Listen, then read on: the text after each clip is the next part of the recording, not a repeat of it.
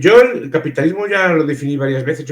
Como lo entiendo yo es, primero es una tecnología mental y después la sociedad capitalista es lo que resulta de aplicar esa tecnología mental, ¿no? Igual que la ciencia es un método, es un conjunto de prácticas, digamos, para entender, digamos, el mundo natural, siguiendo un método, unos experimentos, persiguiendo una regla, es un método, ¿no? El capitalismo es una forma de ver el mundo económico con otros ojos, analizar de otra forma, y lo que resulta es la sociedad capitalista. Entonces, es un sistema que consiste básicamente, primero, en disponer de ahorros o de bienes de capitales, de una serie de ahorros, y esos ahorros invertirlos o reinvertirlos de forma sistemática en el mejor de los usos posibles. Eso es básicamente el capitalismo. Lo que resulta de ahí, de ver el mundo con esos ojos, con todas esas herramientas, pues desde bolsas, un dinero más o menos estable, o dinero sano, como se diría, todo un conjunto de instituciones, seguros, cámaras de compensación, todo eso resulta pues en el sistema que tenemos ahora. Simplemente el ahorro, ya.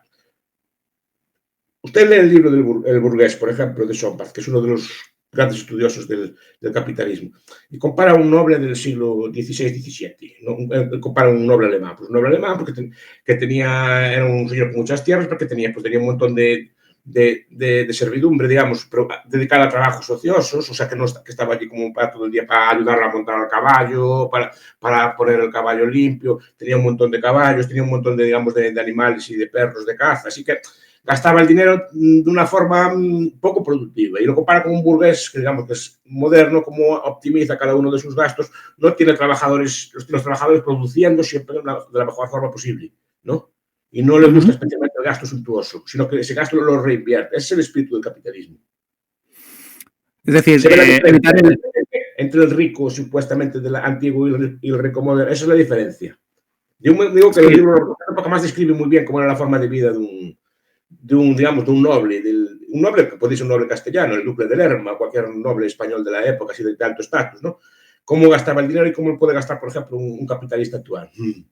O sea, que para usted entiende el capitalismo como el ahorro y la frugalidad, ¿no? Digamos. Claro. Ahorro y frugalidad es un prerequisito. Prerequisitos. Sí. ¿En qué sentido? El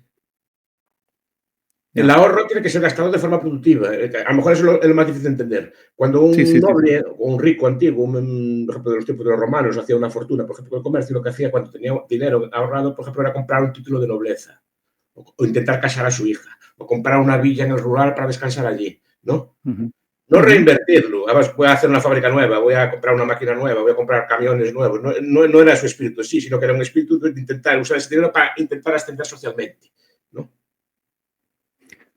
Igual que todos estos gastos de estatus que hablaba antes, ¿no? Es decir, que el noble a lo mejor tenía que mantener su estatus y tenía que mantener un montón, digamos, de personas ociosas. Un capitalista moderno no tiene un montón de personas ociosas. Esos trabajadores los tiene haciendo cosas. Y bueno para él, bueno para el noble, el rico, pero bueno también para el trabajador, que también su nivel de vida se incrementa. Pero repito, es una forma de ver el mundo distinta. Podemos discutir si es buena o mala, si tiene defectos o no, pero es una forma de ver el mundo distinto. Igual que la forma de ver el mundo científica difiere de una forma mágica de ver el mundo, ¿no? También se puede discutir, etc. Pero entendemos, ¿no? Y de esa forma de ver el mundo, pues en la ciencia tuvimos un montón de avances que se van acumulando y en el capitalismo tenemos un montón de avances. Pues simplemente porque es la fuerza humana, el trabajo, su esfuerzo, su creatividad se aplica a usos productivos, no a usos suntuarios. Exacto. O sea, es decir, el gasto superfluo. Es una forma. Cuidado, el socialismo, por lo menos el soviético, tenía cierta forma de capitalismo. No se me entienda mal. Se entiende en el sentido de que quería también ahorrar y acumular y crear industrias con él. Por ejemplo, todos los mecanismos de planificación soviética eran crear una especie de ahorro forzoso y ese ahorro, pues crear grandes factorías, crear aquellas el magnitogors, centrales eléctricas, centrales de todo tipo, fábricas de acero, de aluminio, de lo que sea. Pero básicamente, ¿cuál es la diferencia? Que hay un sistema de propiedad privada, entonces el uso de esos factores productivos se hace de la mejor forma posible, porque tiene una serie de indicadores que son los precios que lo orientan en cada momento al mejor de los usos posibles. El precio y el beneficio. Esos son los dos elementos del lenguaje. Capitalismo soviético consiguió logros, entiende que hizo capitalismo. ¿Qué pasa? Que el uso de esas fábricas no era el mejor posible. No fabricaban bienes, digamos, de consumo que fueran aceptados por por la población o fabricaba bienes de consumo simplemente sin tener en cuenta, digamos, los deseos del consumidor y sin esos indicadores que son los precios y sin esos indicadores que son los beneficios y las pérdidas. Entonces se malgastaban muchos recursos. Sí, bueno, Lo digo por un motivo. Para mí perdón que le interrumpa. Para mí es muy importante recalcar esto porque el capitalismo es distinto del libre comercio, aunque se entienda que aunque están emparentados no es lo mismo. El libre comercio es que usted y yo intercambiamos cosas, como en la clase se intercambian cromos. Y eso da lugar a una buena asignación de los recursos, una mejor asignación de los recursos en el sentido de que cada individuo al final acaba teniendo más o menos lo que le interesa y se deshace lo que no interesa y lo cambia, ¿no? Entonces es una buena asignación de recursos. Pero no es una asignación exponencial de recursos. Es decir, el libre mercado asigna bien lo que hay, pero no crea más de lo que hay. Es decir, el capitalismo lo que consigue es, si el mundo antes producía 100, ahora produce 1000 o 10.000. La producción global de la humanidad, digamos, ¿no? O la producción global de un país como España. Si antes producía 100, hace 100 años hoy produce 1000. Eso es el capitalismo. Pues el cambio es exponencial, no es un cambio solo de asignar recursos. Porque al final el libre comercio mejora la asignación, pero no la multiplica. Una de las críticas que se hace al capitalismo precisamente es esa, ¿no? Que es la imposibilidad de crecer exponencialmente de forma infinita, ¿no? Es que nadie habla de crecer exponencialmente de forma infinita, no está escrito eso. Usted me habla me dice producir 100, luego producir 1000.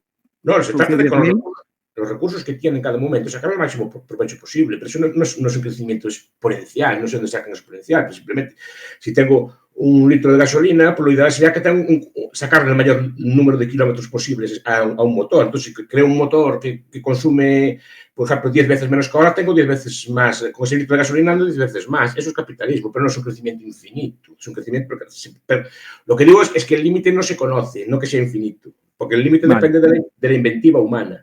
De lo que podemos hacer con lo que hay y de los recursos nuevos que descubramos. Ahora descubrimos que el viento genera electricidad, ¿vale? Pues antes no se sabía. Ahora se descubre, yo qué sé, que el sol puede transformarse en electricidad, ¿vale? Antes no se podía. La biomasa se puede transformar en electricidad, ¿vale? No se podía. Las mareas se pueden transformar en electricidad, antes no se sabía, ¿vale? Hasta el giro de la Tierra, teóricamente, se podría hacer electricidad. Leí en algún sitio, después si algún crítico me dice, acepto la corrección, pero leí en algún sitio que teóricamente del propio giro de la Tierra se podría, de una forma hipotética, sacar algún tipo de consumo. Es decir, que eso no lo sabemos. No sabemos lo que podemos estar descubriendo, ¿no? El petróleo, por ejemplo, era una masa viscosa que no valía para nada. Pero el señor Benz inventa un motor que con aquel trasto destilado aquello hace andar máquinas, ¿vale? Y Rudolf Dieselon por encima, con residuos o restos de aquel petróleo, es capaz de hacer otro motor que también anda de otra forma, ¿vale? Pues son cosas que se le ocurren a la mente humana. Entonces, cosas que no eran recursos pasan a ser recursos. Entonces, por eso digo que no sé cuál es el límite de crecimiento. Entonces, alguno tendrá que tener, obviamente, pero no... Digo que no es conocido en el sentido de que no pueden decir, va a ser hasta aquí.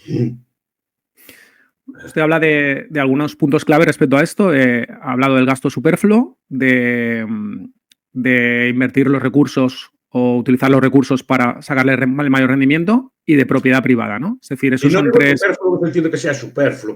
Yo soy subjetivista, cada persona sabe lo que entiende. Es decir, lo que se trata es de darle el mejor uso posible. Es decir, ¿es el mejor uso posible para una persona inteligente y trabajadora tenerlo allí todo el día a poner en la silla un caballo?